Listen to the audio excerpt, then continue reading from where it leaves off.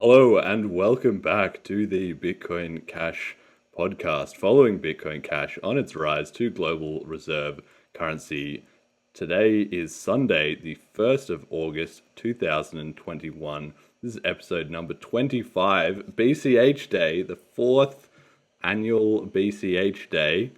My name is Jeremy. I am your host for the episode, as always, I guess.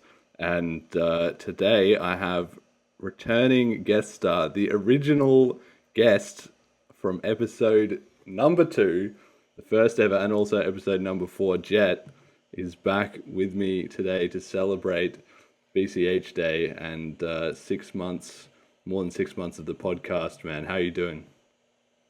Good. Congrats, by the way. It's good to see the podcast blow up in the space. Yeah, it has been. It's been really interesting journey, and I think I was very fortunate in hindsight that the first episode went as well as it did, basically, because I made that first episode, and when you look back, you can see it's me in my lockdown, terrible flat in London. And it was, I think it must have been a Friday night, I think, and I was just at the end of my tether, having been locked down for that long, and just I was actually at a really bad point in my life, a bit of a low point. But I saw that Bitcoin Cash was, coming back. The transactions were growing, and the Amori had forked off and everything, and I was just like, maybe this is it. And so then I made this that first episode, which was just an absolute mess. The production quality of these episodes still not great, but when you look back at that first one, you're like, oh god. And I posted it, and it immediately, just was like really well received on the Reddit. I think maybe the whole community just at that point needed some kind of new opinions, or everybody was just looking for something, and it got like 15 or 20 likes on that first video. And so then I thought, I'll do another one. And then I can't remember, how did you come on the first show? You just sent me a message, I think, just being like, hey man, get me on this. Honestly, that's a good question.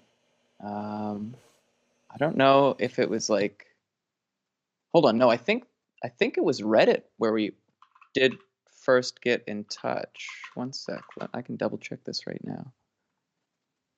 Yeah, I don't know, maybe a bit of like podcast history, because there was another guy that sent me a message. I don't know, he was kind of like, oh, let's do a podcast together or something, and I sort of said, yeah man, let's do it. But then he kind of stopped responding, and it just sort of fell through. So I was like, all right, well, never mind about about him then. But yeah, somehow it came together with you. So for anybody who is newer to the show, you can go back, you can listen to episode 2 with Jett, and he was then also on episode 4. And it's funny because some people have said to me that have listened to the show, they said, oh man, I really liked your first episode. That second episode though, man, I don't know about that one. Because you were like, you're kind of at a low energy. And also I didn't even show you the slides or anything. So it was a complete disaster. And then but then the fourth episode, they're like, oh no, fourth episode was way, way better. Like he really fixed up the guest on that episode. Yeah, I can't remember if it was the second or fourth episode, but I remember I had a COVID test for one of them. I got sick like the day of or something. And not that that's an excuse, but I really was not feeling shit hot at all. I love it. It's just part of the all history now.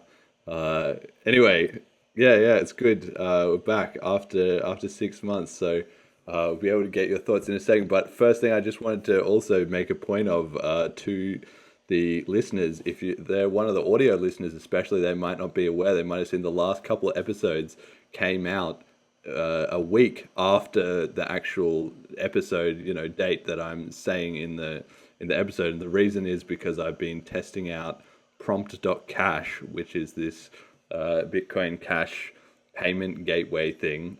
So I record the episode and then I release it, but I release it under prompt.cash, and that's just a link that I put on my Twitter feed and on noise.cash, and then people can click on that and then pay. So I've set it to $1, and they pay $1 in Bitcoin Cash, and then it takes you through to the episode, and you can watch the episode and everything like that.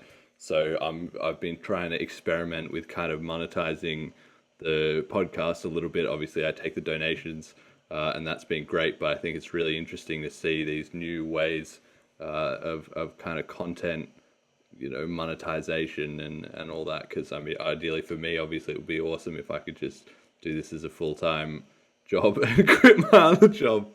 I would love to do that. So I'm looking at different ways to sort of monetize it or whatever. I don't really have any sponsors. It's literally just the listeners, and I love you all. So yeah, thanks to anybody who has donated, and maybe you can try out the prompt.cash links if you're interested to that. And yeah, I've been experimenting with different prices and different community feedback. Actually, people have thought it was kind of cool, because the Bitcoin Cash economy is that sort of mindset of creating a viable like financial thing, right? Even though a lot of it does run on sort of volunteer efforts and donations and stuff, people think, well, in the long run, this has got to be an actual economy. So yeah, enough about that though. Anyway, so tell me what have you been up to? What's changed since 6 months ago?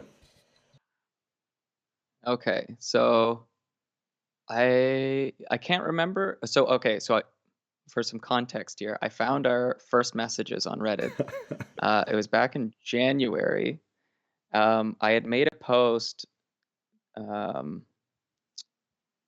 I can't remember if the post was saying that I wanted to find a way to contribute further, or if at that point I had already launched the Flip I Starter. feel like you'd already Oh, launched it. I feel like I yeah, saw that and I said, yeah. I had just launched it, and I had talked to other people in the space that were kind of discouraging it, and they with good reason, right? I'd specifically said in the Flip Starter, like, you shouldn't expect a return on this. I don't know if I could even like get accepted to this school, kind of thing. Um, but then I went on the podcast, and I think because of that, the Flip Starter was funded within a week. I'm still like so appreciative of that. Um, and it made it possible for me to go to school. This Um, is to do dev for so people who don't know. This is to learn computer programming, right? yeah, so it was a 12-week boot camp, where the students were working 12-hour days, and the main portion of the boot camp was learning just like fundamentals of JavaScript, and then we started getting into React, and then at the end of it, it was more like on-job style projects where we were given a 90% finished Ruby on Rails e-commerce platform that had bugs, and we're just told like, hey, fix it up. And then for our finals project, we got to work in other groups of 2 or 3 and just do whatever it was that we wanted to do. And after having like the history of the Flip Starter and having that be the reason why I went to school, I figured it would be fantastic to try and develop a wallet for the final project. So I worked in a group of 3 with a fellow named Zane Ducey and another gentleman named Vitali. I cannot pronounce his last name, so I'm not going to try. Um, but we made a non-custodial web wallet similar to wallet.fullstack.cash, using the same library as wallet.fullstack.cash. And then we didn't have a whole lot of time to present it, but we did have a 5-minute demo that actually I should have linked you to this beforehand, but I'll link it to you after if you want to Yeah, I'll maybe put it add in it the in. description. Yeah. And yeah, now that school's done, I have this itch, like I want to continue contributing back to the space.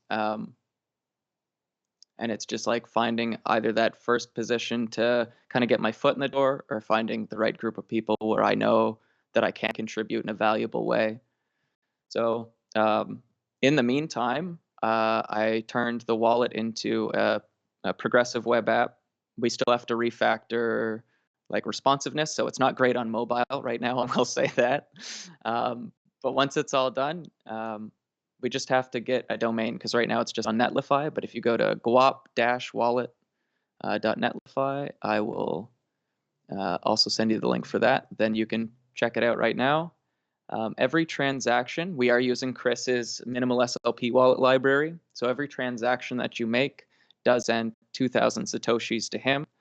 So just keep that in mind. We don't have like a max send button yet, but yeah, all future works. And I also started a public Minecraft server. I guess this is the first time I'm announcing it.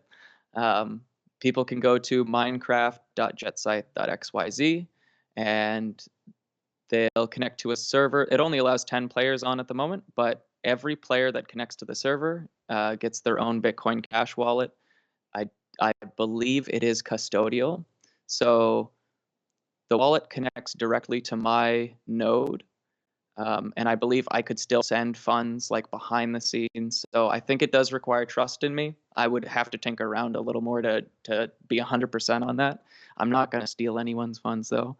So that it does give users access to the private key for that address too, though, if they want to just take their wallet onto another platform. With that, they can tip users in-game or just withdraw at the moment. But I want to expand on that and see if I can try and make some kind of public server that people can use without really knowing that it's crypto related. Like they just know that we now have in-game money with real world value to use in Minecraft. And I think that would be something that'll start them young, you know? Yeah, that's it. Exactly. You got to just get the fresh generation, you know, that's the thing that I talked about, a couple episodes with Mark Demezel as well.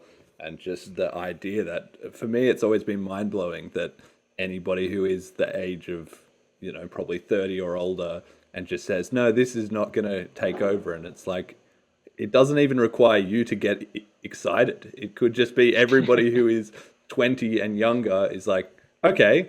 And then it's just a matter of time. We're literally just waiting, you know, as you fade out of relevance. But actually, it goes, you know, it does go the other way. That I think they've done studies as well that show that teenage girls are the forefront of culture. That they've done that if a group of teenage girls starts, like, for instance, using a particular kind of slang or, you know, discussing like some new technology or something like that, then it sort of slowly goes from there. It goes into teenage boys, and then it sort of goes up into different, you know, the age brackets spread out or whatever. Then it sort of spreads out to everyone, right? So that's, you know, it's really just indicative that you don't need everybody. You only just need a few, especially young people who are with it, and that just ends the discussion for everyone else because they realize they're going to be left out, and it is those younger generations who are by default just open-minded. They don't have all the preconceptions of what can or can't be done. They're just looking at what's in front of them, and if it works, it works. It's funny that you mentioned that preteen girls are like the lead driving force. When I was, you know, heavily involved in music, that was my argument to why pop punk was dead. It's like, because they're not, like, all the pop punk bands have turned out to be not the greatest types of people. Like, a lot of people are on, like, you know, sexual, I can't remember the sexual predators lists and shit. Like, so yeah, how do we make crypto products cool for preteen girls, I guess, is the Well, that question. might have to be a topic for another episode. let's not get ourselves on any lists here, but No.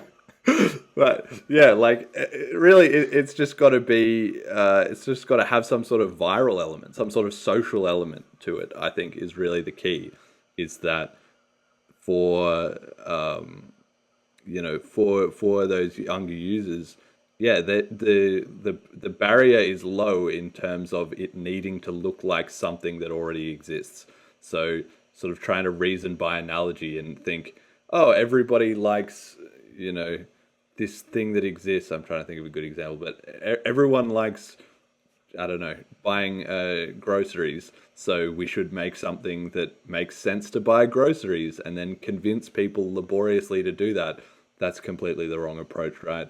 Whereas things like noise.cash, for instance, is one of my favorites because it's just, that's a new thing. Okay, Twitter is a thing and it's similar to that, but kind of just putting money straight into it, that's awesome. Or like prompt.cash with being able to sort of pay-per-view just anybody trustlessly, that kind of thing as well too is kind of where or like they had that one that somebody did of, it was like a Pokemon Go basically, but with geocaching of different rewards that you could pick up. Purely beer. Yeah, that kind of stuff is so cool, and that it will be something like that that will catch the imagination and go viral, I think. Or even we've seen recently, you know, with the whole DeFi stuff, like NFTs.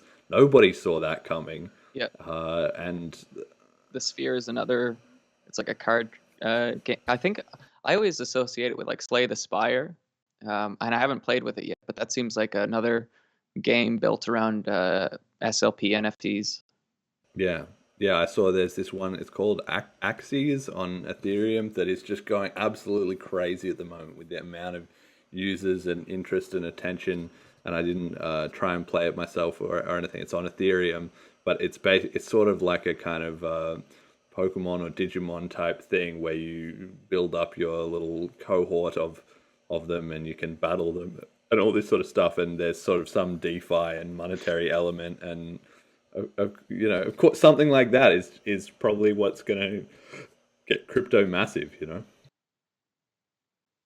Did you ever mess with like the waifu NFTs? Not my style, mate. I gotta be honest. I was like, well, it's cool that people are into this. I'm happy for everyone to do whatever they want on Bitcoin Cash, but I like Japan. I've been to Japan. It's a good place. Definitely a very unique place. I think you could say. Amazing how safe it is. That's one of the biggest, and how quiet. Like Tokyo is a massive city, but when you're there, it's so quiet, and it's unreal. You kind of wish more of the world could be like that. But the whole waifu tokens or any sort of art-based NFTs, I haven't really gone in for all that much myself.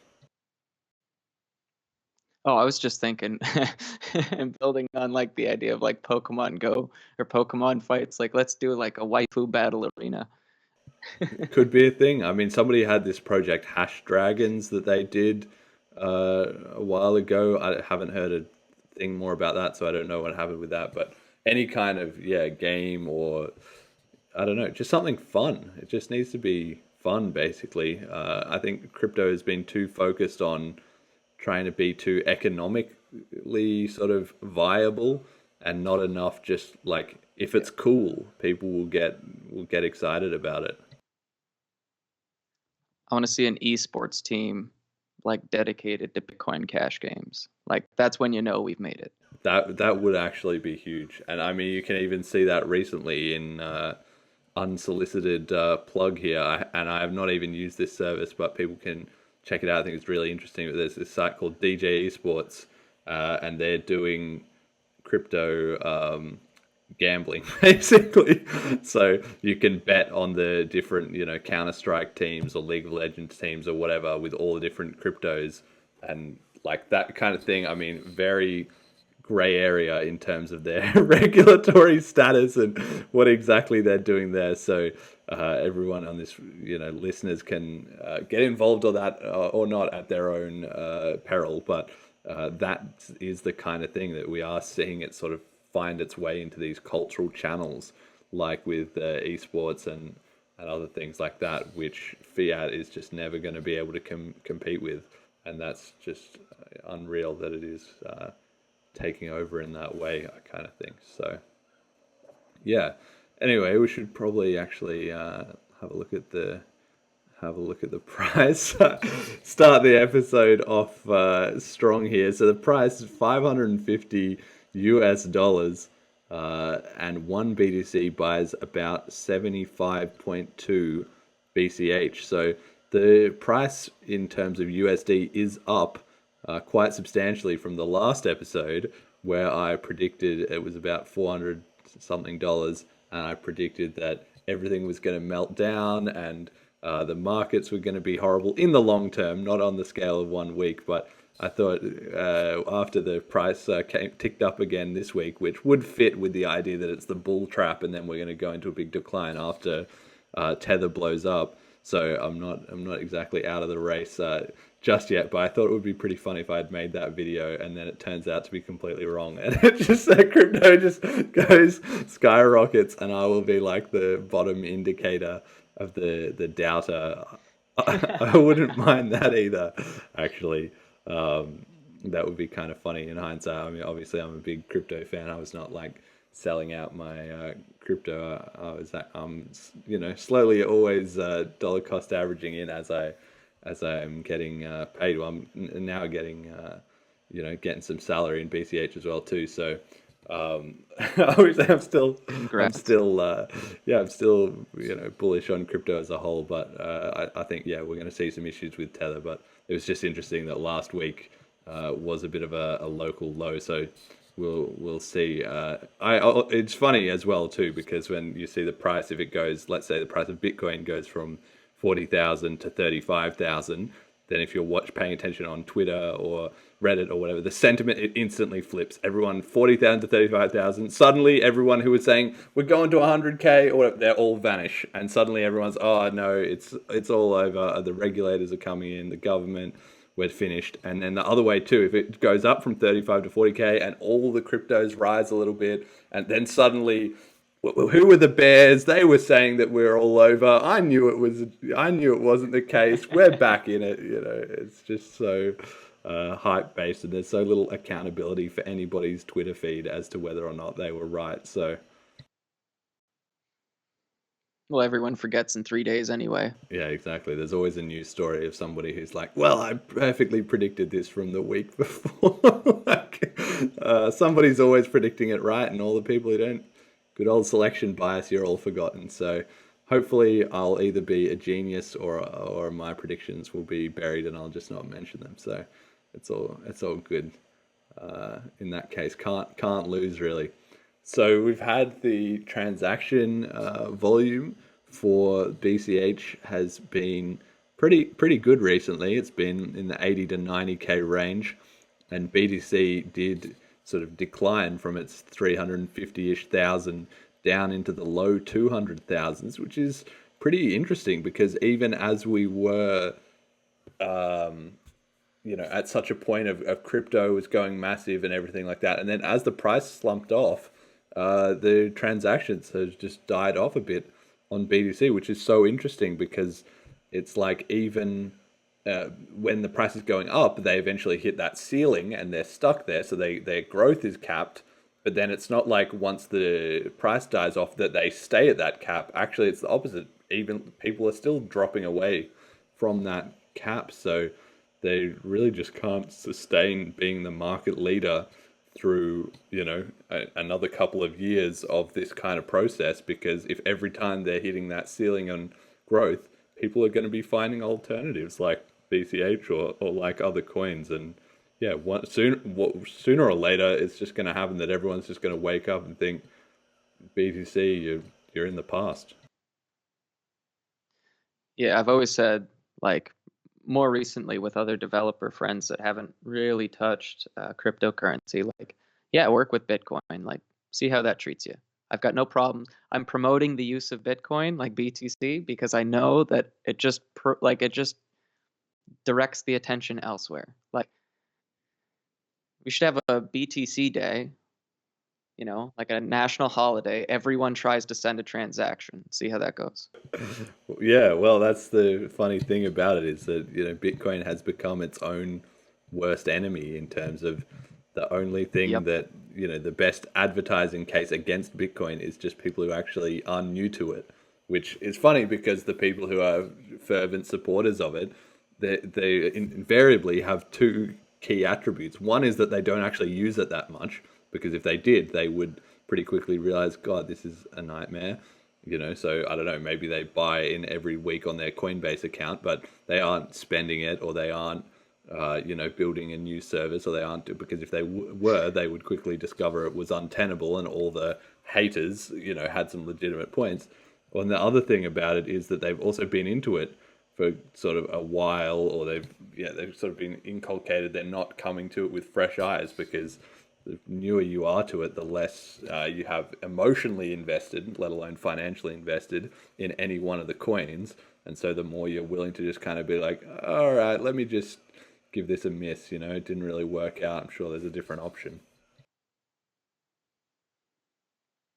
I agree with most of it, but I feel like the longer I'm in the space, the less I emotionally care about any cryptocurrency. Like, I feel like the longer I'm in it, the more just like I get cynical, maybe, where I'm like, the goal is to starve the state. It's not to whatever the hell this is, right? Like, and so yeah, I've been kind of anti number talk for a while now, but I'm, I don't even think I'm anti number talk now. I'm just so bored of it. Like, I feel like we've completely lost the plot. Yeah, I think that's really where the sort of the bear markets do actually in some ways allow crypto to shine, because when the price is going down and people are even finding it depressing to check in on, then that's where like the people who are not focused on that, who are just like this, podcast, for instance, I'm going to do an episode once a week or once every 2 weeks. It doesn't matter whether the price is up or down, right? I mean, we do talk about it, but Yeah, some of us just want to do cool shit. yeah, like you can still build a web wallet. Doesn't matter whether it's up or down today or tomorrow, kind of thing, right? So, and in a strange way, that's an interesting aspect for the community, which is that the people who last are the ones who are building things that ironically are not related to the price. And then when the price goes up, everyone's suddenly like, oh, you genius, look at this project, let's get involved. Or suddenly there's a huge flood of attention. But the only way to sustain it in the meantime was to have a motivation other than the price. Yeah, cool. Yeah, 100%. So we got our other stat that we check in every week, and I thought this again very, very interesting given the recent sort of trends, which was that BCH has just been sort of flat doing between 5 to 7 billion for the last month and a half or so, since the price has cooled off. And then BTC, so BCH is very consistent, presumably because it's regularly being used, basically, that people are just trading a good amount each day.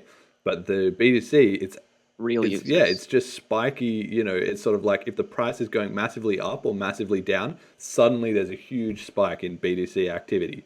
And then if it's kind of stable, then it all just sort of dies away. And so we saw that again where if the price action in BTC is not getting people excited, then it is down to like 10, 8, 12 kind of billion per day, which is only 2x what BCH is doing, despite being 75 to 1. But then if the price rockets up, well, suddenly everybody's moving around on the exchanges, or a huge flurry of activity starts. And we saw that as even as extreme as it literally went from under 10 billion to like 45 billion in 2 days. And since then, it's dropped back again from 45 billion down to only 15, and it'll probably come right back down again to 7 or 8 here. And it just goes to show that those, I mean, maybe there's another explanation for this, but I think that that fits the data pretty great, and it just is indicative of those different community mindsets.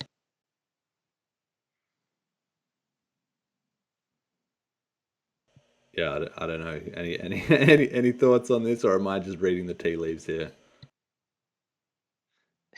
No, I have no disagreement. Like, I don't.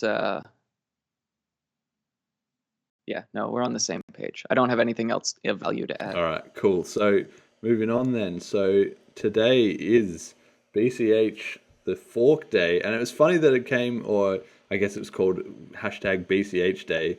People have been saying, but it was funny because people have been making the point.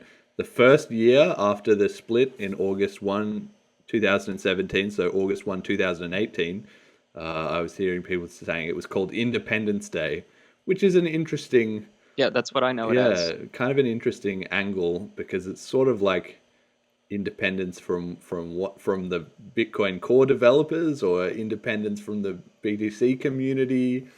it's kind of kind of an interesting angle, right? From It's from AXA Insurance Group. Yeah, exactly. From That's what we're independent. independent from the banking system, from Blockstream, and then but then over the next couple of years, it was kind of got a bit relabeled to like Fork Day, which kind of makes sense because that's what it's about. It was the date of the fork, and then this year it's become BCH Day.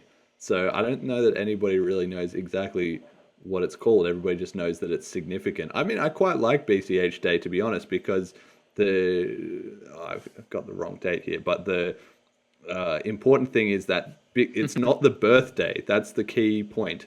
Is that for Bitcoin's birthday, which was January the 3rd. I've got the 9th here, but I think it's actually the 3rd. In January 3rd, 2009, when the network was first launched by Satoshi. So Bitcoin Cash has the exact same significance of that day as Bitcoin does. So both of those communities share, some significance on that day.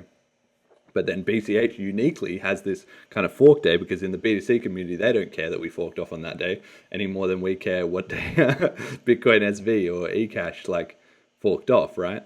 And so it being BCH Day being a day that the community can celebrate, Bitcoin Cash specifically rather than Bitcoin, the more general thing, I think is actually quite cool. And I also like that then both BTC and BCH or different cryptocurrencies have their halving days with BCH when every 4 years the cycle sort of tapers off in terms of the amount of the inflation according to the predetermined schedule. And I just like that there is the Bitcoin birthday, the fork day, BCH day, and then the halving days, which are kind of oddly, it's sort of like a leap year in the calendar, and that the community has these days because it feels to me like people are familiar with that. They're used to every year. Okay, they have New Year's Day, and then in America people like Halloween, right, or Christmas, or different religions have their sort of specific days. Different countries have national days and things like that, and just having those moments, those kind of cultural touchstones, I think is really healthy for the community. I think you've forgotten one of the most important, like, Bitcoin holidays. Have I? I probably have. What is it? Pizza Day. Oh yeah, yep, yeah, exactly. That's another one. I didn't even think because we did it. We had that recently as well too, with the BTC Bitcoin pizza that you couldn't pay actually in pizza. It's like the 15th of May, is it, or that. What's the? I can't remember specifically. I don't know the Okay, day. well, nobody knows the day. That's a hard one to remember. I just wait till it comes up on Twitter. Yeah, exactly. Bitcoin Pizza Day, that's another one, right? And we're probably not going to have too many more days. You can't, they get a bit meaningless if you have too many of them, but it's a kind of a good spread between the halvings. That's kind of only half because that only shows up every so often. That's kind of like the lunar calendar, I think of that, that it's sort of on a different time scale to the regular clock. And then you've got the Bitcoin's birthday, BCH Day, and Bitcoin Pizza Day, all very significant moments in the community. But given this is the BCH Day, and also coincidentally, close to 6 months of the podcast, I just thought it would be interesting to reflect, especially since you were on that first episode, as to where how things have changed in the last 6 months, how you're feeling. I mean, we were both just on this stream done by the Satoshi's Angels, where they were sort of celebrating BCH Day, and a bunch of people. It was really, really interesting. Like loads of people in the community talking about these different projects they had and sort of announcing different things. And to me, I'll put a link in the description. People can watch that stream as well themselves to kind of keep up to date. But it really just showed that the ecosystem is just constantly growing and expanding and finding new advocates, and also that in BCH the mindset is so proactive. I think that the BTC community or some other cryptos, it's kind of like, let's all get rich, and people with that mindset are also thinking, let me just buy this coin and hold it and then hype it up on Twitter or something. But BCH is the exact opposite because it's been through so much of these price declines, and also just because of the whole history of how everything played out. The community is proactive. People think I'm making this project, or I'm starting this initiative, or I'm, all those different things. It's very a very good mentality to have in the community, and it's amazing when you see it in action, when it all sort of comes together with everyone announcing I'm doing this project and that project and all of that. I think one of the most I guess one of the most reassuring things is I don't think there's as much unhealthy maximalism in Bitcoin Cash. I think a lot of the developers that choose to develop on Bitcoin Cash are doing it almost pragmatically, where it's yeah, there's a lot of low fee chains. That's not that important now, but the culture of trying to promote global adoption and get the I don't know, I feel like it's definitely one of the only chains that I mean, you can use it now as money, and people are still trying to get just that as many avenues of that day-to-day use without the, oh well, we're ignoring these coins just because we don't like them. No, we're using Bitcoin Cash because it's already widely accepted, and then it's also useful for what we're doing.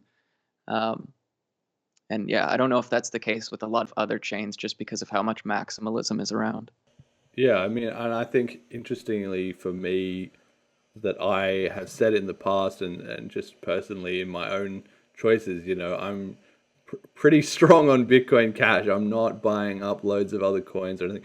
But that's not to say that I dislike them, or that I'm happy. Any cryptocurrency is better than fiat as far as I'm concerned. And I just sort of get the vibe that the Bitcoin Cash community in general sort of follows that approach, where obviously some people are split, into their different coins, however it kind of makes sense to them, or they're involved. But generally, especially for projects, if you're investing, it's much easier to have a split of coins. But if you're making a project, usually unless you're a sort of, your gimmick is we're going to be cross chain thing, that the whole point is to one chain to another chain. If you're not doing that, then you generally are best to pick one coin and then sort of ally yourself with that, and be heavily involved in that niche, rather than trying to make something generic, or sort of trying to keep it compatible with all coins so you can swap out if one coin is getting ahead of the other. Or you sort of need to pick a lane and stick to it. And I think Bitcoin Cash has a lot of people that are doing that, where people are also still very much like the original Bitcoin community before the fork. They're still open to the idea of, yeah, but let's keep an eye on what else is going on, because if something else good is happening somewhere else, let's learn from that. Let's find a way to get that in. You don't need to turn around the Titanic every 5 minutes because there's a newer and flashier coin. But if we see something that's proven and that's working and it's making big strides, let's find a way to incorporate that. Yeah, I'm curious. I haven't really paid much attention, and I know that eCash is going this route, but I'm interested if Avalanche pre-consensus is still on anyone's roadmap. Uh, I think it's a cool idea, but I'm not technically savvy enough to speak on it one way or the other.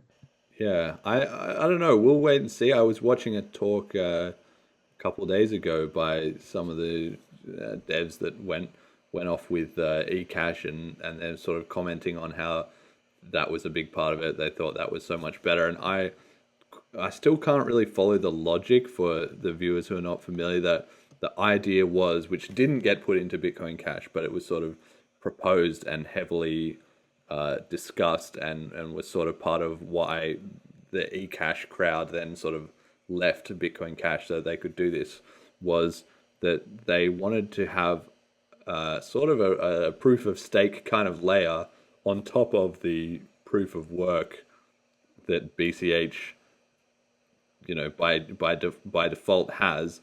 The point being that then you could have faster sort of transactions, that you could have some guarantee that your transaction was going to be included in blockchain after 1 or 2 seconds, rather than needing to wait for a confirmation, which on Bitcoin Cash would be 10 minutes. Now, Bitcoin Cash already has a different solution for that, which I'm personally a much bigger fan of, called double spend proofs, where the idea is that if you see that if you try and spend your coins, and then in the time that it takes to propagate around the network, if nobody else has submitted another double spend, well, because transactions will be included on first come, first served on average, then you can already be pretty confident. So I really like that. I think that's really good, and we're just sort of starting to see that find its way into different implementations. But the Avalanche, kind of the problem with it, as far as I could tell, and that I still haven't really got a satisfactory answer to, is what's the point if it conflicts with the proof of work? So if you have this sort of proof of stake layer, if that makes a decision, but then the miners, when they're mining the blocks, if they decide for whatever reason that they're going to dispute that, then does the proof of work win in the end? And if it does, then what's the point of having the proof of stake? So you've kind of, by having a hybrid, you've sort of got the worst of both worlds, because if the proof of stake is what matters, then why would you even have the proof of work? Wouldn't you just throw out all the miners entirely? And if the proof of stake isn't the final say, well, then how much confidence can it really give you in the first place? So what's kind of the point of relying on it to give you that like certainty? So because of that, I still haven't really heard an argument for getting out of that bind. Either it overrules proof of work, in which case the plan should be to throw out proof of work and miners, or it doesn't, in which case what's the point of it? Yeah, I'm not gonna lie, I have not thought about this deeply enough, and I've kind of been out of all protocol talk for 3 months. So like, I'd be talking out my ass if I really said anything on it. Yeah, well, I was sort of investigating this eCash developers that were talking about it and sort of trying to see what were their points, and I couldn't really see it. I didn't find anything in there so far that convinced me that there was really a good answer to that question. They were sort of talking around that point, where sometimes when you hear somebody trying to explain or promote something, and you're sort of like, this is the key question, and then they sort of hand wave it aside, or they have some answer or something, or some sort of rationalization that's, you feel like it's kind of a bit flimsy or that doesn't hold up. That was sort of the sense I was getting. So in that sense, I'm still yet to be convinced about Avalanche, but we'll wait and see if these other coins can implement it and do it and show that it's great. Maybe it will come into the BCH ecosystem. And having heard, go on. I think just to restructure my phrasing, I don't know, I'm not clear a lot of the times, right? A little scatterbrained. I think like developers look at Bitcoin Cash going, this is like incredibly useful for me. There's a lot of chains that are incredibly useful for developers, but this chain also has a lot of end users already, and it's useful for them. And I think that is one of the biggest things to like separate Bitcoin Cash from the crowd. Yeah, I definitely think one thing that like people undersell or they undervalue, or maybe they don't if they listen to this podcast, but people don't really understand that Bitcoin Cash has a lot of very, very unique factors that a lot of other cryptocurrencies don't have or can't have, so in part, the association with the original brand, Satoshi, obviously that has pros and cons. In fact, that was our whole episode that we did. Everybody can check that out in episode 4 where we talked about that. But like, however you slice it, another coin can't suddenly claim to be Bitcoin. We can, especially if we got the majority hash power, then that would be it. So the ability to co-opt all of the mining infrastructure is a big thing that another coin can't have. The sort of decentralized dev teams like Bitcoin Cash has managed to build that up where most other coins haven't. The amount of physical merchants, other coins could do that, but they're a long, long way behind. It would take them a lot of work to do that. And definitely another thing that it has is that because of the way that the block size war sort of turned out, and because of how the industry moved with DeFi, crypto is at the intersection of a lot of things, but primarily economics and finance. And it sort of came to be that a lot of coins started going down not economics and finance, economics and technology. And a lot of coins ended up going down the technology route. They were always trying to make the newer, flashier, cooler protocol, more advanced decentralized, whatever. Whereas Bitcoin Cash was stayed with the sort of the economic angle of it needs to be cheap, it needs to be fast, and people need to want to trade it like money, that they will trade goods and services for it, that it's not, these financial products of making automated markets and different stuff, which is largely more an engineering challenge than it is a social challenge. But money is a social construct. It's a tool of, in people's mind, what will they willingly trade for? And that's the angle that Bitcoin Cash has stayed with, that a lot of other coins, because it's a very hard one to do. You need a lot of engineers to get, something going on technology. And I mean, that's has its own challenges, but to get a social movement going, you need a lot of everyone. Just a lot of engineers doesn't get the job done.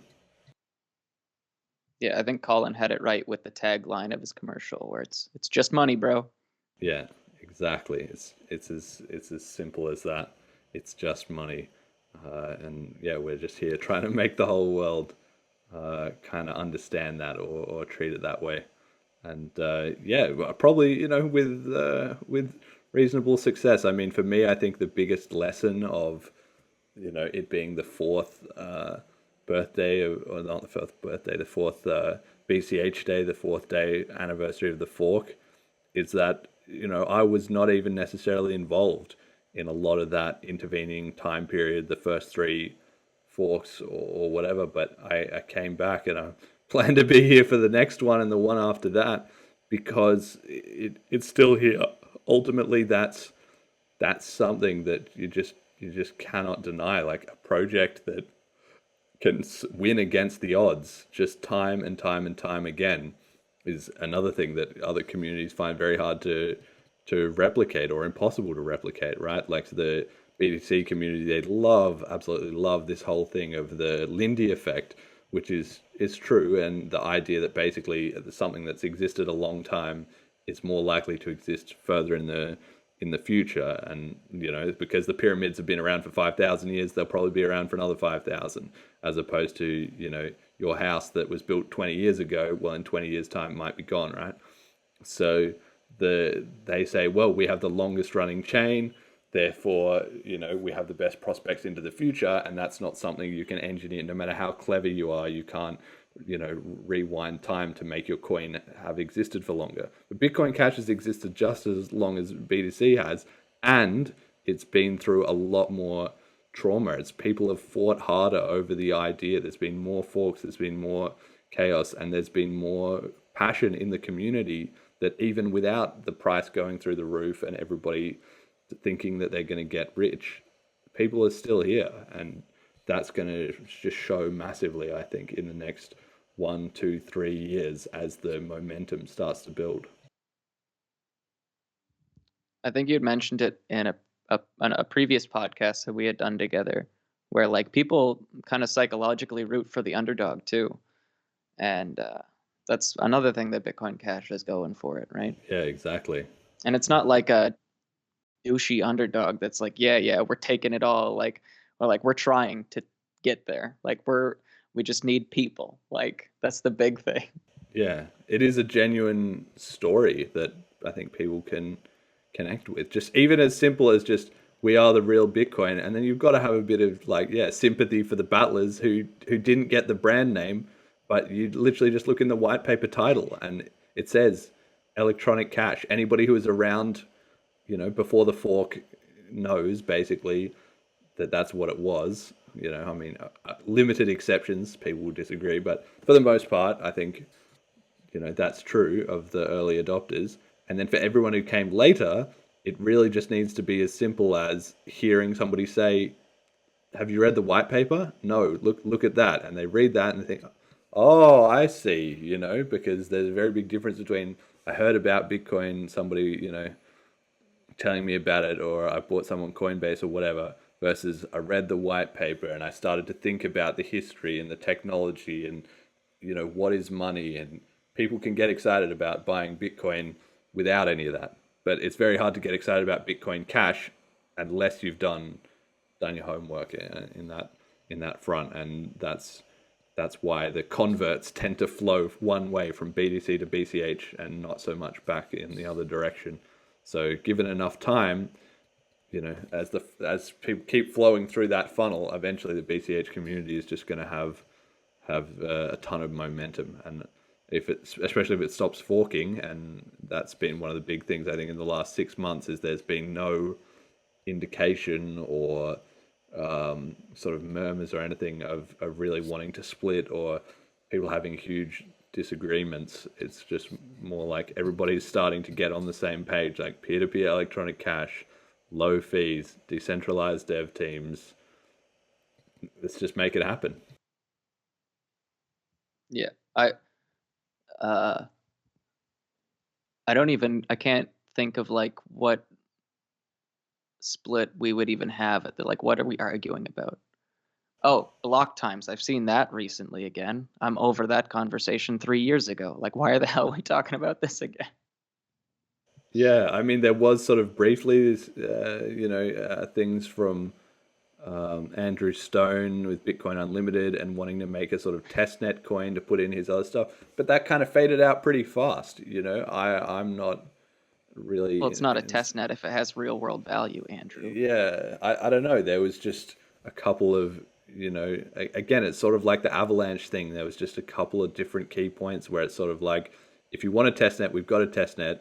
And if you want to be doing more experimental and different stuff with your coin that the BCH community doesn't agree with, then you're going to need a different coin. You can't sort of try and say, well, it's going to be just a test BCH, because as soon as you want to add something that the BCH community doesn't want, well, then you've just diverged forever. And like eCash, you should just go in your own direction. And so I thought it was good when that sort of started to bubble up. I thought, okay, God, maybe here we go again.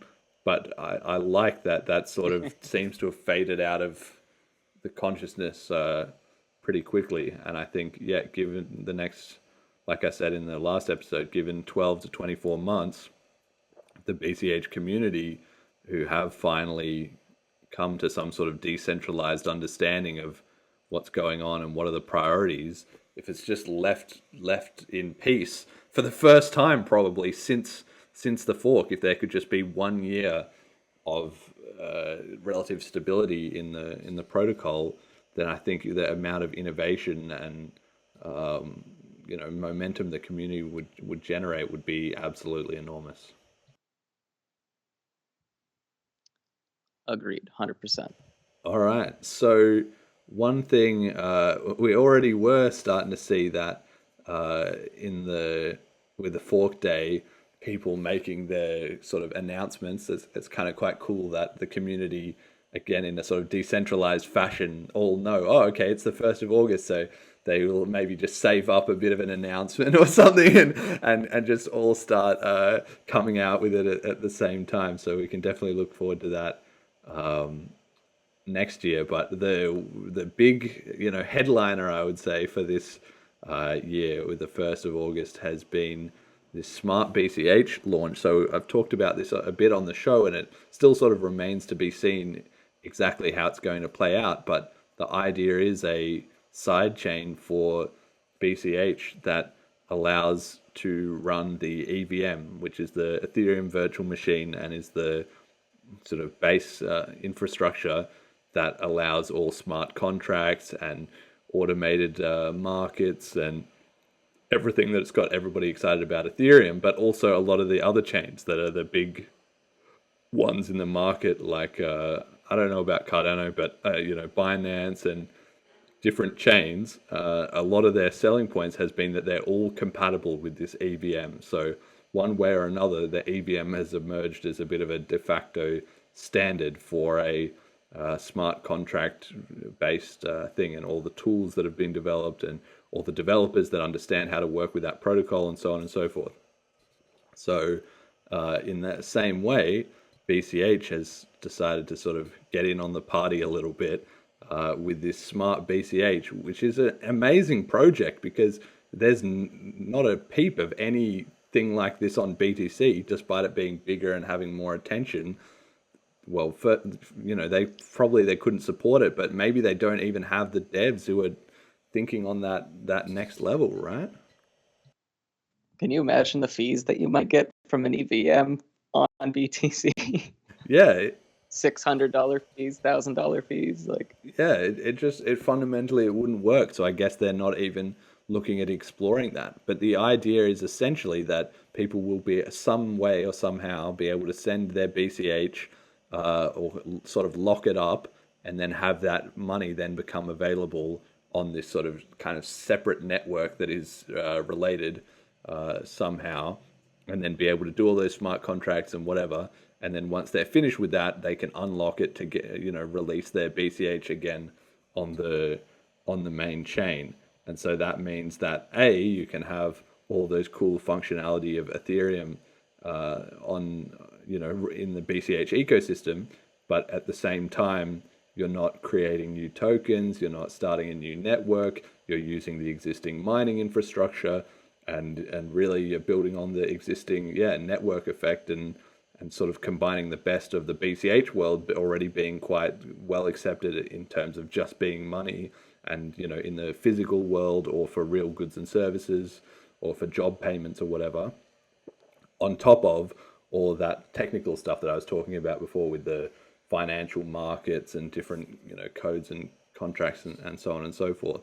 And so the at least in theory, I guess we're going to see in practice, it still sort of is not entirely clear how this is going to go, but a lot of Ethereum code can literally just be copy and pasted across, and so that could generate a huge network effect of developers that have been working on Ethereum or these other EVM based chains to come into BCH and add a huge surge of productivity. So we've seen this that the gas limit, which is kind of like the fees on Ethereum, is apparently 13 million per, I think it's per block.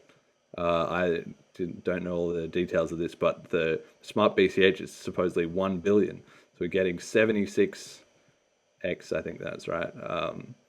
Better. So what does that mean? So in a use case? Yeah, well, again, I think we're going to have to wait and see how this plays out. But essentially, I think it means it's sort of the equivalent of having a bigger block size, basically, where if you think of the current... Oh, shit. Okay.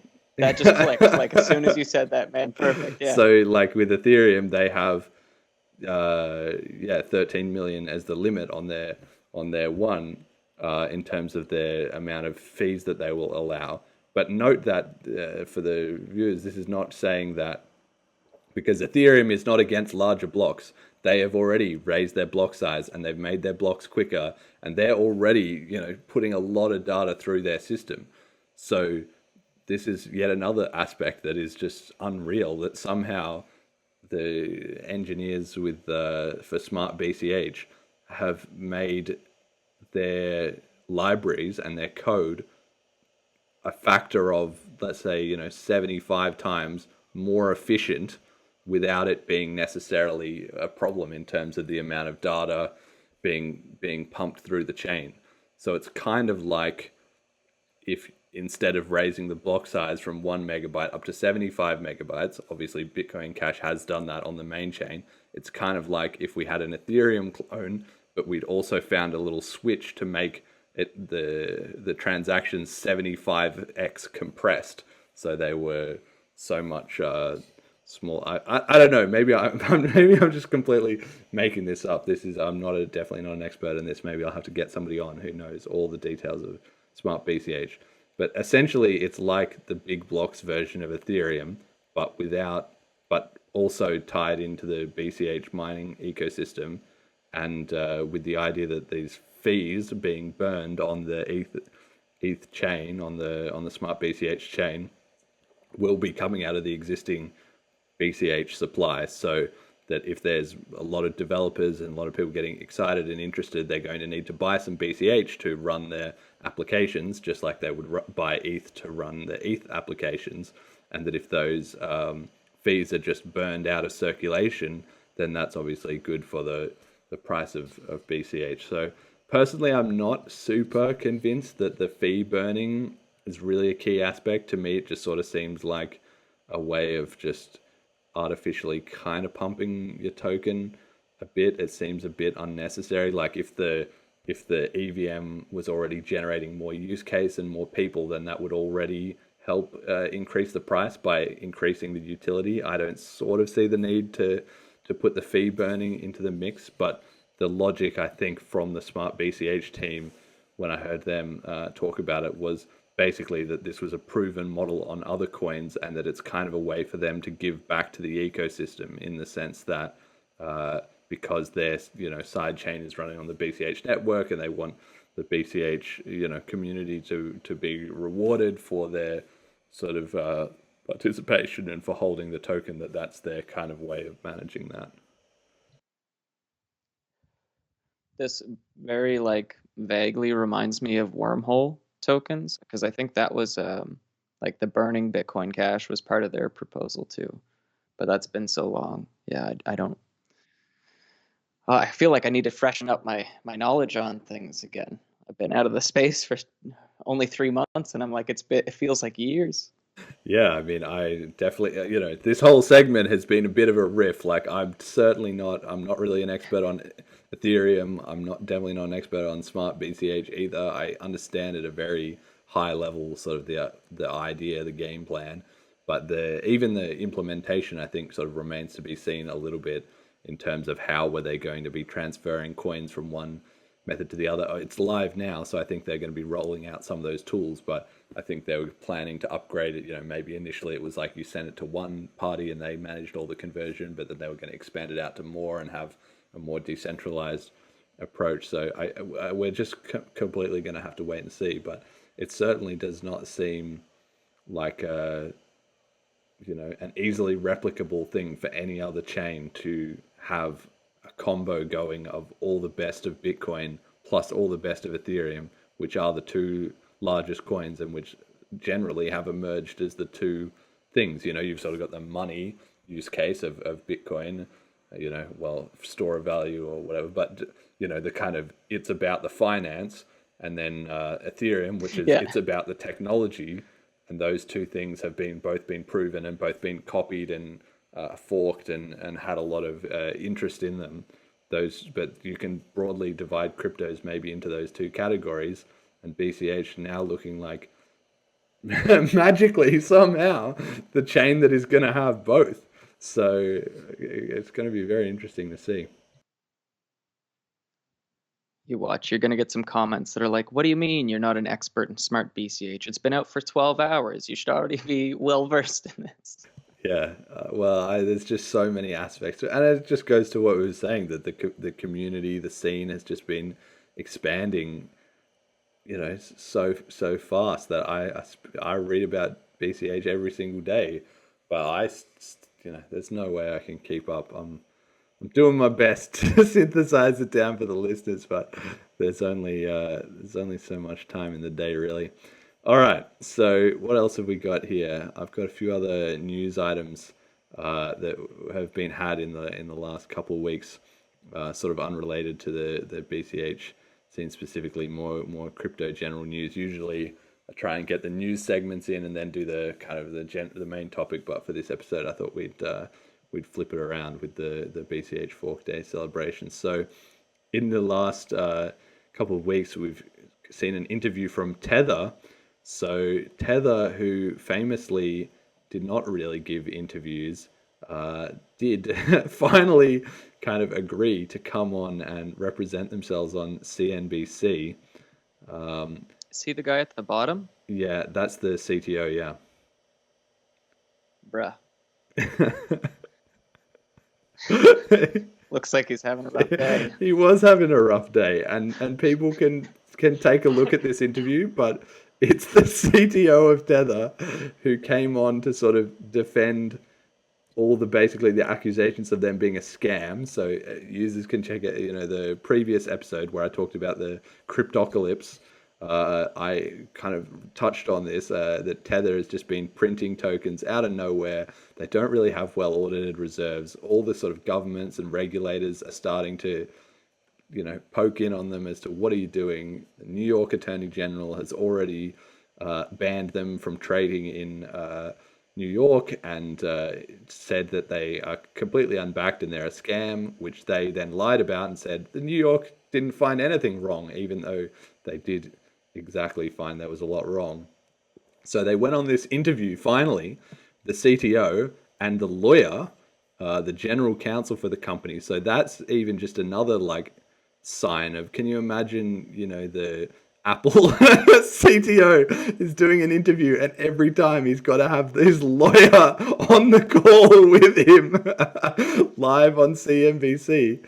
Do I say it? So it's just absolutely crazy. And the lawyer ended up doing probably 60 or 70% of the talking, right?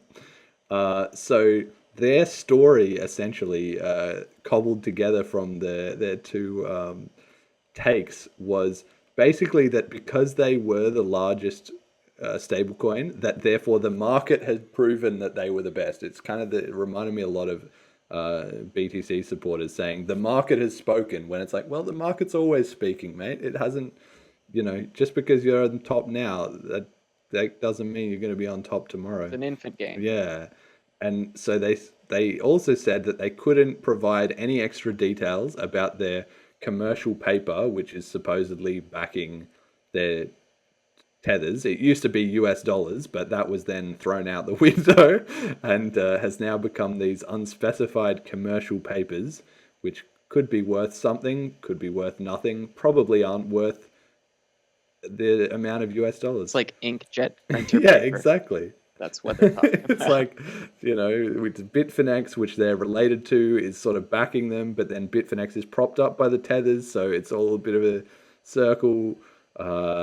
They sort of said, well, we are the most transparent, we're only months away from an audit, but really the interviewer, she was sort of holding them to account a bit and saying, well, you're saying that, but you have not done an audit. Let's be real here. Like, you've done these attestations, which are sort of like a very lame attempt at an audit. So she wasn't letting them get away with that. And then they sort of had this weird duality of arguments going on where they said, look, the stablecoins market is shrinking. So therefore, it's just generally across the industry, stablecoins are having a tough time. Versus then they were also saying, but we're the biggest. So if the other coins are growing against us, that's just because we already are the biggest. So we don't have as much room to grow. And yeah, the interviewer, she was doing a good job of saying, well, that's not correct. Like USDC, they have been printing more because more people have been investing USD with them, and they've done audits and they've proven it. So they're gaining trust in the market. So they're growing. They're catching up to you. So what's going on there? And then they were saying, it's sort of there's a whole mix of all these points that I've said that, when she attacked one part of it, they would switch to another non sequitur like, oh, we've already done the attestation. And she said, no, you haven't. And then, it was a bit of a shell game, including the CTO. He disconnected halfway through the call. And then she asked, well, what about the CEO and the CFO? Where are they? Why am I, talking to the CTO about the financials? And the answer was sort of like, well, they were very busy answering support tickets for customer support, so they could not be here on CNBC. And it's like, because that's their job duties. Like, I don't know. This is a company that has 15 employees and is worth 60 billion. So it's like literally the most billions, the most amount per employee in the world by a huge margin. So I don't know if they have customer support even, but the CEO is not fronting the media because probably wants to avoid being implicated in the lawsuits whenever they really get flying. So yeah, really the scam looking like it's on shaky legs at this point. This is going to be like lightning, where the conversation's going to be like, no, it's ready for mainstream in 18 months. It'll just be perpetually 18 months. The audit will be months away, and just the unspecified months will just keep rolling on. It's already been years that they've been at these shenanigans, but essentially everybody, the link is right here on the slides for anybody who's interested. they can go and look at that, and it's quite topical given the if you combine it with watching my last episode about the cryptocalypse and about Tether melting down, and you watch this, you can make up your own mind whether things are looking solid or not there. But I would suggest that perhaps they aren't. Okay, so what else we got here? So we've got, this was another good one. In the last couple of weeks, we had this the B Word conference, which had a whole bunch of speakers, but I didn't really follow much of it, to be honest, because the most interesting part by far and away was this one live stream here. So we had Elon Musk, Jack Dorsey, the CEO of Twitter, and Cathie Wood, who is the head of sort of ARK Invest, which is this big kind of investment fund, and she's gained a lot of prominence. I'd never even heard of her until maybe 6 or 9 months ago, but she was sort of... Was she ever working? Sorry. Yeah, go on. I can't remember if she's the lady I've been following on Twitter that's like kind of involved in politics as well, and has been working to like... nope, different lady. Never mind. Yeah, no, I don't think that her. I think she has sort of, well, obviously she's been, up to a whole bunch of stuff in her life, but how she came into my radar, and I think on a lot of crypto people's radar, was that there's these videos of her basically saying Tesla stock is undervalued and it's just going to go through the roof. Like over the last, 4 or 5 years, she's sort of been saying that, and their fund has been making these buying up huge chunks of Tesla shares, and everybody was kind of, yeah, all right, Cathie. And then what do you know, Tesla had a bit of a renaissance like during the last year, and it's gone through the roof. And so then suddenly everyone was like, oh, she was right the whole time. And so then her fund came into be a lot of prominence, and of course, because they were right about that, suddenly everybody was interested. Well, what else are they investing in? These sort of gene, DNA, life extension technologies, and lots of different kind of niche picks that a lot of people... Occult shit. Yeah, a lot of things that people would not be considering the mainstream. But now that she was right about Tesla, everybody's interested in, well, what's her next big play? Maybe she's ahead of the game. And so she sort of found her way into this call then, because she's famously made this great bet on Tesla that she's now sort of mates with Elon. And so, and now Elon's got into Bitcoin. So now she's sort of got into Bitcoin too as well, where I don't think she wasn't calling out Bitcoin is going to be changing the world, 4 years ago. But in the last couple of years, somewhere in there too, she's been getting excited about Bitcoin as well. And I don't know whether they own a lot of Grayscale Trust, I think. Or maybe they own MicroStrategy. I don't think they own...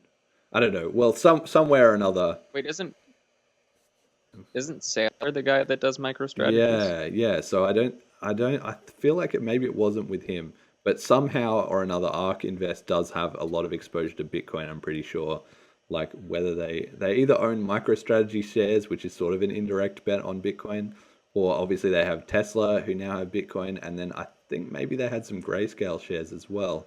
But one way or another, her fund is now, solidly involved in crypto to a certain extent.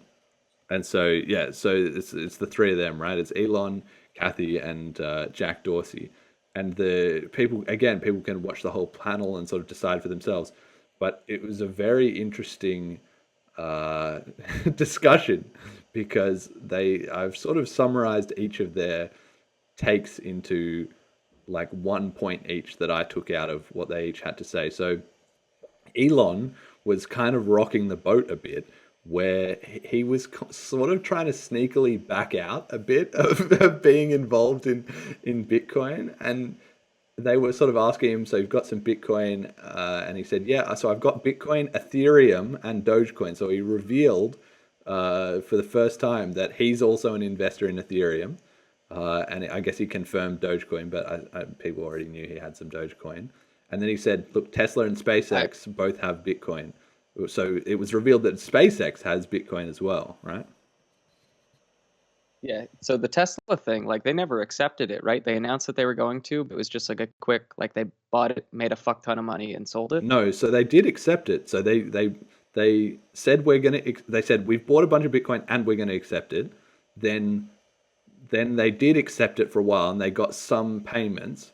Then they announced that they were going to stop accepting it because Elon said, "Oh, I am not convinced about the environmental impact of this," which was pretty weird because why would he suddenly Like he gives a shit. why would he suddenly be confused about the energy requirements of Bitcoin when he is at Tesla? It's an energy company, right? They're doing batteries and stuff. How would this have blindsided him? But anyway, he said, "Oh, okay, we can't do this because of these energy requirements. We've got to back out of this." And so then people were sort of quizzing him about, look, what's going on with that. And then they announced, even though he said, look, we're not going to sell any Bitcoin, but then they did sell some Bitcoin, not all of it, but they did sell like a chunk once the market had gone up. So he made some sneaky profits there. And then subsequently has been, a bit of a question mark. He's made a few more tweets about Dogecoin.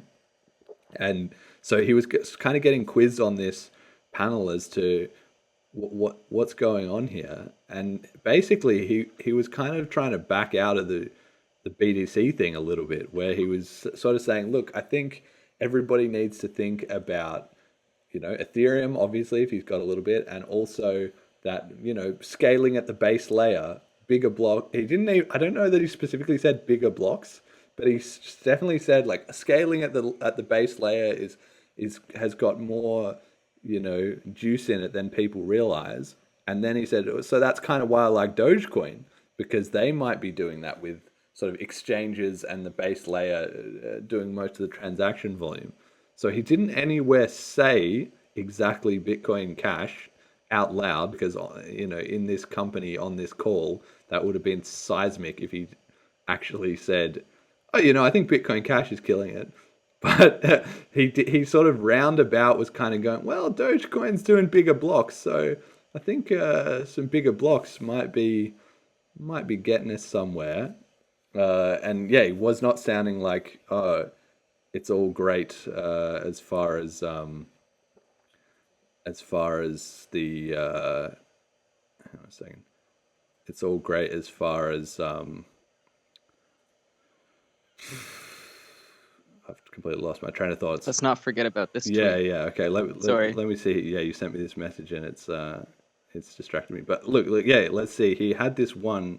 Basically, Elon was like preaching the choir of Bitcoin Cash, but he's just has not said Bitcoin Cash yet. But he said everything except Bitcoin Cash. Basically, here we go. Oh yeah, fair point. Yeah, so Kim.com was saying like ages ago, over half of all worldwide payments are under $10. BCH is going, big, and he says, yeah, fair point. And he's also then more recently had tweets where he talked about the bigger blocks, and he said bigger blocks is, it's got more juice in it than people expect. And then he was reiterating it on this call where everybody was expecting him to be pumping up, BTC. And so then Jack, he was kind of providing the counterpoint, where he was trying to be like, no, but Lightning Network is going to fix everything. And Elon was just kind of like, yeah, I don't know about that, mate. Like, he was not enthused about Lightning Network at all. I've seen him tweet too that like just promoting the idea of using exchanges as a de facto second layer. Yeah. And that's what people have been doing for a decade now. Like, well, it sort of puts paid to the idea that like Lightning Network would still be allowing people to be on chain, because it's like, well, you may as well just sort of have it in an exchange. Like, you're going to trust an exchange, you're going to trust a Lightning node. Like, is it really all that different? So that was just very, very, very interesting. And he came about this close to saying, I've bought a bunch of Bitcoin Cash and like it's going, it's kicking off. But he didn't quite get there. So anyway, that was my read on it. So Jack Dorsey, all about Lightning Network.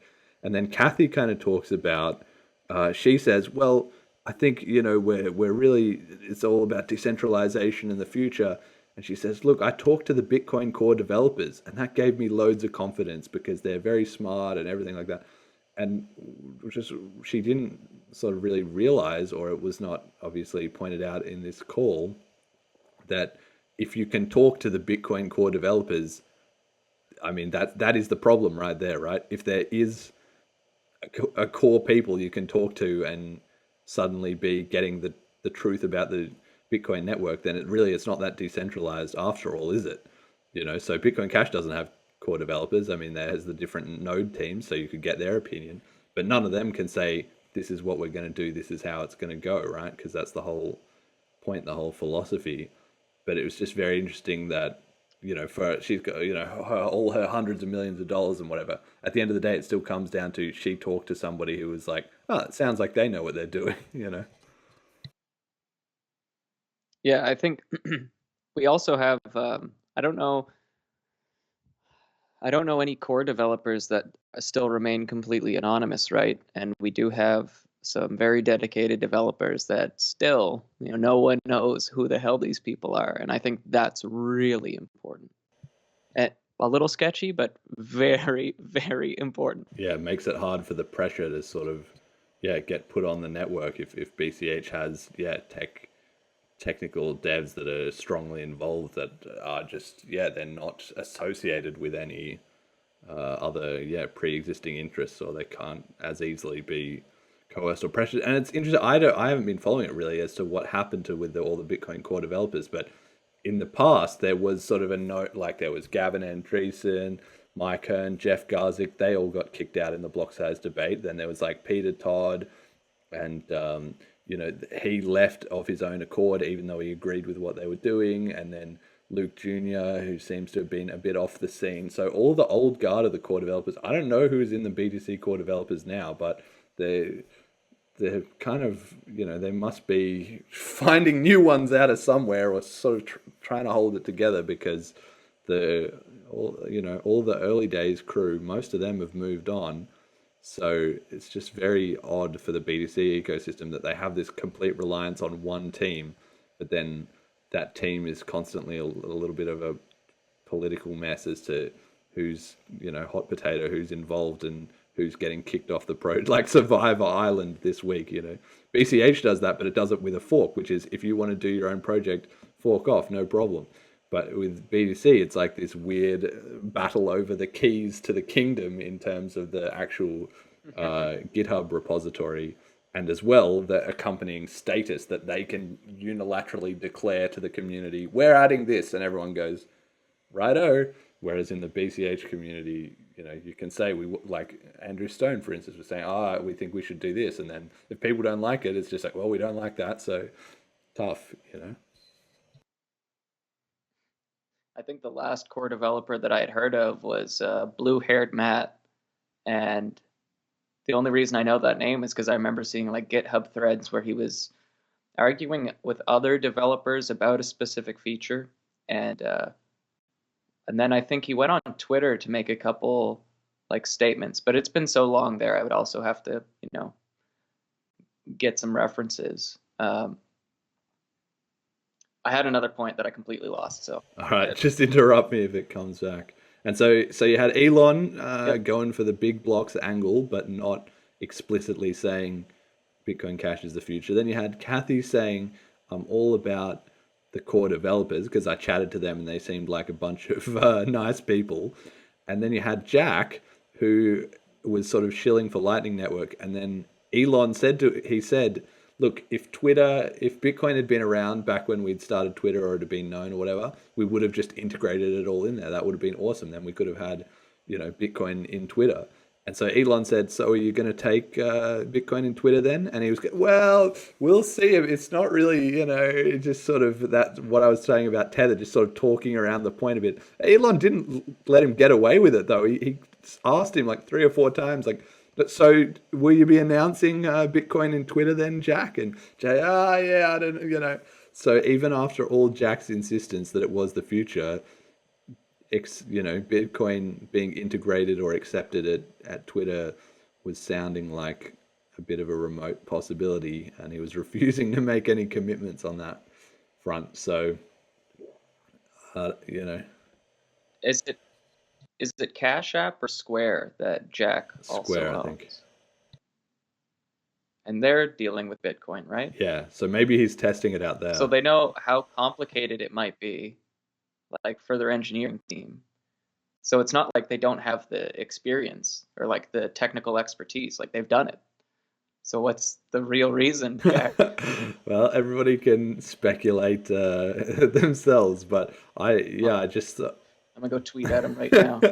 hey, at Jack, what's going on? Hashtag Bitcoin. Yeah, it's just very interesting because you can just for obviously everyone can make up their own mind, right? But from my perspective, this this is kind of the case that there's so many cracks in the Bitcoin BTC ecosystem that even though they're the leading cryptocurrency, there's so many subtle things that just slip by somebody who only has a surface level understanding of what's going on. Like this conversation between three of the huge names in Bitcoin BTC, and you've got Elon who's trying to back out of being on the record for publicly supporting it. Jack, who's all out saying that he's supporting it, but not really willing to follow through with his actions. And Cathie, who has kind of come in from the side and sort of doesn't really understand that the decentralization part includes the devs. And if she was chatting to the devs and they all seemed great, well, what if suddenly they didn't seem so great? What then? So, again, everybody can watch the links on the slides, but people can people can see what they think about that. Definitely an interesting chat between those three. Right, then we also had JPMorgan opening their crypto trading to all clients, and this is big news not because I'm particularly excited to have JPMorgan involved, but because this is like the arch enemy of crypto. Like Jamie Dimon for the last God knows how many years, like at least 6 or 7 years, probably longer, has been saying cryptocurrency is horrible, it's going to die, it's all a scam, every objection under the sun. But of course, then news was slowly leaking out that behind the scenes he was starting to look into it, blah, blah, blah. And now it's come around to straight up like, we are getting involved in cryptocurrency. So obviously the philosophy of cryptocurrency is to at least take the money printing away from the banks. Maybe not the whole idea of financial services. You could still have some sort of, loan managers or whatever. But this is just a case that I've put here on the slides. The classic enemy of cryptocurrency begins to bend the knee. And that's just ultimately what it is that after so many years, just the banks, even if Bitcoin BTC has sort of shifted a bit more in their favor, nevertheless, they cannot ignore it. They just have not been able to ignore it any longer. And so the things they were going to be doing was Grayscale's Bitcoin Trust, the Bitcoin Cash Trust, the Ethereum Trust, the Ethereum Classic Trust, and the Osprey Funds Bitcoin Trust. And I think this is interesting because everybody should note that they're not involved in Litecoin, right? I've said before on this show, and I think everybody needs to understand, Bitcoin, Ethereum, Bitcoin Cash, that is the big three. That is the heavy hitters. Even though BCH is further down the list in terms of the market cap, it doesn't matter. It's in there when the big players are getting involved and they work it through in their own channels. They talk behind the scenes to different people. They look into it a bit. None of them are writing off Bitcoin Cash. Like they all know maybe this could come out of nowhere, and we don't want to be missing the boat. So I think that was, very fascinating as well. Ethereum Classics was that's sort of a parallel to there. Not everywhere gets involved in Ethereum Classic, but Barry Silbert, who was in the Grayscale, he's a big fan of Ethereum Classic, so maybe he had a hand in there somewhere, too. When I first got into cryptocurrency, I had Ethereum Classic, and I lost a couple $100 on it. So I was like, okay, maybe not, but still, like, ideologically, I like the fact that they're like, yeah, we're not going to accept this chain rollback or like this whatever centralized prevention of theft that it was. Like, yeah, that seemed like a mistake. Yeah, so for just quickly for people who don't know the history, basically, Bitcoin and Bitcoin Cash split over the block size limit and over scaling, and Ethereum Classic split over the events of the DAO, which was basically where in the early days of Ethereum they made this grand contract that was going to, independently with no control, sort of be managing funds, and everybody put in millions of dollars of funds, and then a hacker figured out how to drain all the money out, and so the Ethereum community went into a crisis, and sort of all agreed to some extent that they would roll back their chain, thereby reclaiming those funds from the hacker, but also obviously destroying any premise that this is no one's in control, because obviously obviously the community is able to just undo your transaction. So it was kind of destroying that whole censorship free, they had this whole idea of like code is law, but obviously it wasn't law if at the end of the day everyone could just change their mind about what the code said, even though it had been implemented and it had run. So they sort of split over that. And I think we're going to see a really interesting way that this plays out over the next couple of years, because now that Ethereum, the regular version, is moving on to Ethereum 2.0. I think Ethereum Classic, right? So Ethereum moving to Ethereum 2.0, they're trying to get rid of the miners and go to proof of stake. But I think Ethereum Classic, as far as I know, they're not copying that 2.0 stuff. They're going to stay with proof of work, I think. So they might inherit all the miners that regular Ethereum gets rid of, and then we might be able to see the kind of A/B test of a proof of stake Ethereum with a proof of work Ethereum. Now, obviously, proof of stake Ethereum is going to have the huge lead, just like Bitcoin versus Bitcoin Cash.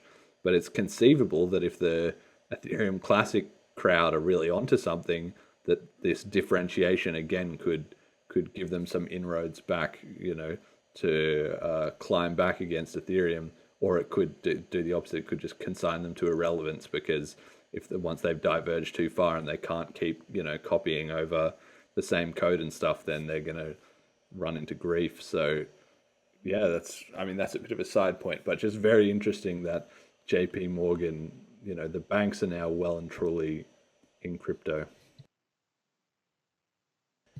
About time. About time. Well, we'll see how long it takes. I wish. See how long it takes for the Canadian banks to stop, censoring transactions to exchanges. Yeah, I don't know, mate. Don't hold your breath, basically. So then I've also just wanted to give a bit of a shout out to Cathie on Twitter, so last episode I talked about, I'd put out this song, Disloyal, for the Bitcoin Cash community, and Cathie made a bit of a video remix, which was pretty cool. Had some different graphics in there and really spruced up the video clip. I thought that was really awesome. It's always nice when you make something and then somebody else, makes their own version or their own remix or whatever, because people don't do that unless they really like the original, right? Obviously found it inspiring. So I wanted to say thanks for that. And also to the listeners that my release for August 1st was I put out the video clip that I made. So previously I had the lyric video, but we made an actual video of me rapping and stuff. Released that for Disloyal, so people can check that out if they're interested, with me playing guitar in front of the banks and some other clips of footage that we took at Canary Wharf, the private island that the banks own in London. So we went there and had to dodge the security, who, once they found out what we were doing, they kicked us off the island, but we were still able to skirt around the edges and get enough footage. So people can take a look at that if they're interested. I had a lot of fun making that, and I think the result came out pretty good. So people could check out on that. Right. So that was sort of the main topics for the show, but this wasn't even a segment, actually. Last time you were on the podcast, really. So third time lucky, you can have a bit of free airtime as to, especially I guess in light of it being BCH Fork Day, as to the community message. What do they need to hear, and what will we be seeing, by Fork Day in 1 year from now?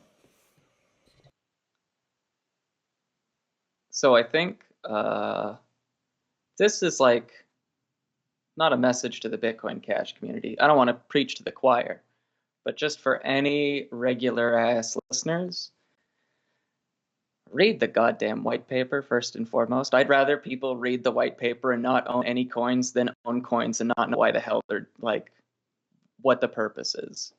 And then like if you have questions, don't feel insecure. Like just ask them. There's so many people who like I feel like are constantly afraid to ask questions. Like they don't want to step on any toes. They don't want to insult people. They don't want people to think they're stupid.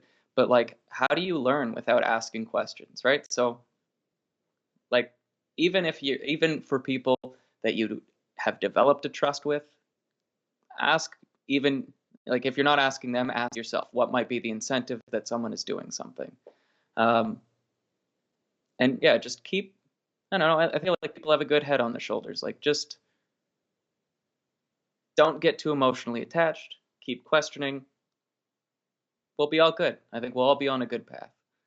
Yeah, I agreed. And funny you say that actually, because I didn't bring it up as well here before, but I've had something else in the works as well, which is that I have actually redone the website for the Bitcoin Cash podcast. It was previously a bit scrappy, and so I have upgraded it with some Docusaurus, and the code is all open source, so anybody who's interested can go check this out. But I started, putting up some videos and all that here, and I've had the idea to I want to create a bit of a knowledge base here. So at the moment the page is a bit empty, but I want to create a bit of an FAQ page where people can go and they can read, the same questions that always get asked, like what's the difference between Bitcoin and Bitcoin Cash and all those things. Like we've covered a lot of that on this podcast, but it's quite hard for people to find if they have to dig back through all the previous episodes.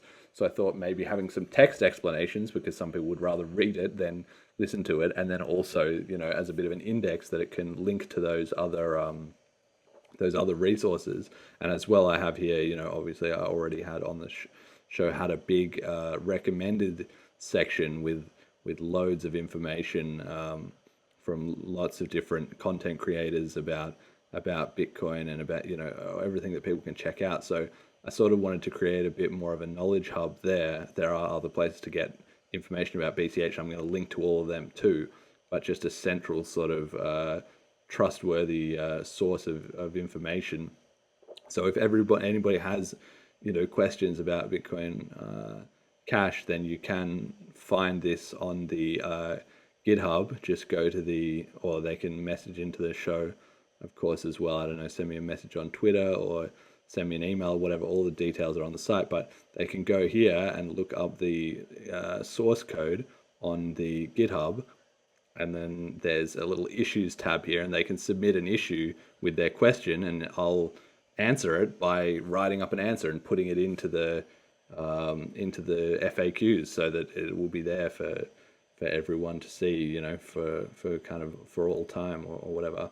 And the community as well, that's the whole, it is open source. So if anybody is, you obviously you're in the dev crew now, mate, you can get involved if you want, of submitting some pull requests or raising some tickets of things that should be updated or change. I mean, I'm going to sort of moderate it, where I'm going to be in charge of, making sure the content all is kind of up to scratch. But I do want to at least encourage some, interest from the community in keeping, because these things change as well. The answers to some questions never change, but the answers to others do actually change. So I sort of want to encourage more of a process of that, of finding ways for people to get a lot of this information, because it is so distributed out everywhere. So it can be hard to get a hold of it if you're just researching it for the first time or whatever. So that's something else people can. I hope people do use that issues too, because I've seen so many resource pages for Bitcoin Cash that have like include dead links, and like there'll be a fork, and then no one will update like whether or not these products still support or have moved on, and that's really irritating. And then trying to get in contact with some of these people, they're not even maintaining stuff anymore. So, like, I hope that this becomes a good hub for people, and I hope people take use of the issues and pull requests. Yeah, I'm hoping to sort of keep keep chugging that along. Again, it's all it's only so many hours in a day, right? So yeah, no, I've been doing the new episodes, and now I've got this as a bit of a project as well. But maybe with prompt.cash, it'll all get monetized enough to where I can quit my job or something. I don't know, but that's kind of in the long term. But we'll see. So yeah, that sort of wraps up the episode. Then everybody can donate to the show as usual via the QR codes, slides, and resources. Now with publicly open FAQs and all that, it's available at bitcoincashpodcast.com. Thank you, Jett, for coming on the show. Do you have anybody you want to shout out, or where can people find you, or whatever? Yeah, so I know I've done this already before, but post boot camp, I again have to reiterate a big thank you to Roger Veer, Mark Demassel, Huck Finn, BTC Fork, ZQuest or Josh Ellithorpe, Bitcoin Out Loud, I'm Uname, Poker, I still don't quite know how to pronounce that one, George Donnelly, and Omar for Freedom all on Twitter. Without you guys, I wouldn't have gotten the education and the quality of education that I have.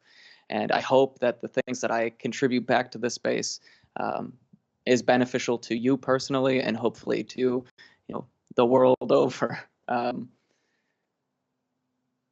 Yeah, okay. I think that's my thing. And thank you, Jeremy, because yeah, I think without this podcast, I wouldn't be in the position that I am now. So forever, like eternally grateful to everyone that I've just named. Yeah, no, it's been great. I always love having you on, and nobody's ever going to be able to take the OG guest status away from you. So we have to keep checking in with you as time goes on, as to how the ecosystem is progressing and everything. And you're looking for a job too, right? So people who need a BCH dev, they should be getting in touch. Yeah. Yeah. So I guess for like a real quick like personal resume kind of thing, I'm familiar enough with like HTML, CSS, JavaScript. I really like React for like frameworks. I've dabbled a little bit with Ruby on Rails, and then I run a BCHN and a BCHD node, and I've been practicing a little like the Minecraft server runs on the BCHN node, and I'm slowly trying to work with the Proto C side of BCHD to create my own library and hopefully make something that other developers can use as well.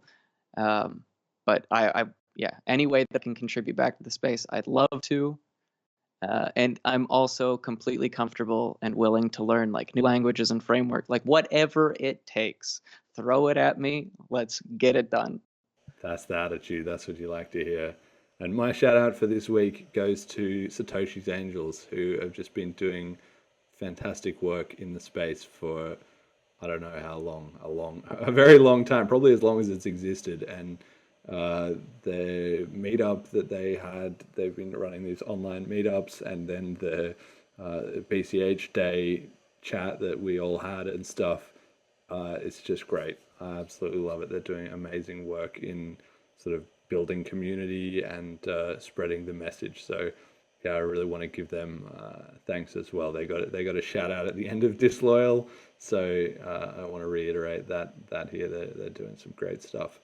So that's it. Yeah, actually, big shout out to Eleanor, because like even like the idea for the flip starter came from that hackathon. So like yeah, all around it's been great interacting with everyone in the space. Everyone's so like inspirational. Like I don't know.